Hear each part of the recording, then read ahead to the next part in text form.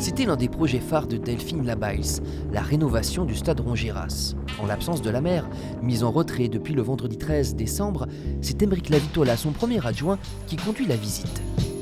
On va avoir un coût bien moins important en termes de dépenses énergétiques pour l'éclairage du stade.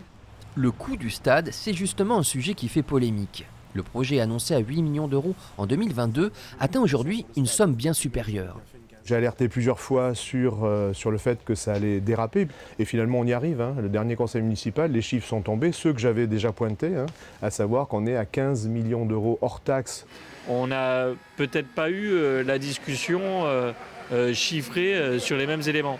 Donc je crois que là il y a peut-être eu une forme de malentendu. Le chiffre qu'il faut retenir, coût pour la ville sur un projet de 18 millions d'euros TTC, 7 millions 100. Le reste étant pris en charge par les subventions. Le projet du parc des sports et des loisirs inclut notamment des terrains de padel et le déménagement de la piste d'athlétisme. L'opposition est d'autant plus critique que ça vient en même temps que d'autres gros chantiers comme l'extension de la salle de concert du Sans Réserve, les rénovations de l'école André Boissière et de la rue Taillefer. Quand on est à 3-4 projets, je ne sais pas, vous avez vu les autres projets actuels qui sont tous en augmentation, on se dit que là, il y a une très mauvaise gestion. Je me rends compte que ceux qui n'ont pas agi nous reprochent de faire. Et je crois qu'il fallait faire. Parce que tous les équipements que vous avez cités, il y avait des vrais enjeux. Ça faisait des années, des paires d'années qui n'avaient pas été réhabilités, rénovés.